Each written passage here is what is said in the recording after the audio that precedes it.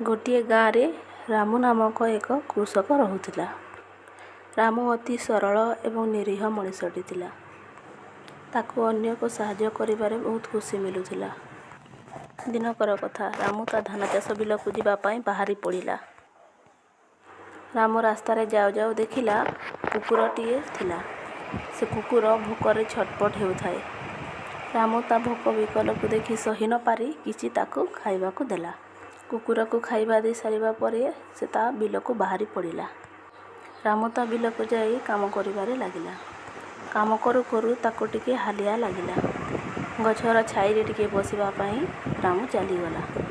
ଠିକ୍ ସେତିକିବେଳେ ରାମୁର ଝିଅ ମିଲି ରାମୁକୁ ଡାକିବା ପାଇଁ ଆସିଲା। ମିଲି କହିଲା, ବାପା ଚାଲ ଘରକୁ, ମା କହିଛି ଖାଇଦେଇକି ତାପରେ ଆସିବ। ତାପରେ ରାମୁ କହିଲା, ହଉ ଚାଲ ଯିବା ଚାଲ, ଖାଇକି ଆସିବି। ଏମିତି ଦୁଇଜଣ କଥାବାର୍ତ୍ତା ହେଇ ଘରକୁ ଯିବାକୁ ଲାଗିଲେ। ରାମୁ ଓ ମିଲି ବାପ ଝିଅ ଦୁହେଁ ମିଶି ଘରେ ପହଞ୍ଚିଲେ। ମିଲିର ମା ସୁନିତା ଘରେ ଅପେକ୍ଷା କରିଥାଏ।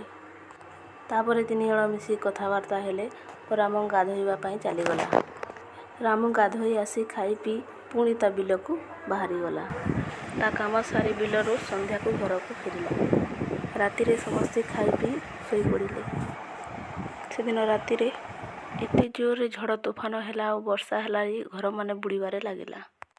ଠିକ୍ ସେତିକିବେଳେ ସେ କୁକୁର ଆସି ମିଲି ଓ ତା ପରିବାରକୁ ବଞ୍ଚାଇବା ପାଇଁ ଗାଁ ଲୋକଙ୍କୁ ଡାକି ଆଣିଲା ଓ ଗାଁ ଲୋକମାନେ ଆସି ମିଲି ଓ ତା ପରିବାରକୁ ବଞ୍ଚାଇଲେ। ରାମୁ କୁକୁରକୁ ସାହାଯ୍ୟ କରିଥିଲା ବୋଲି କୁକୁର ଆଜି ତା କାମରେ ଆସିଲା।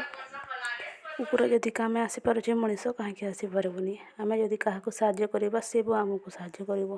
ତେଣୁକରି ଆମେ ଲୋକକୁ ସାହାଯ୍ୟ କରିବା ଶିଖିବା।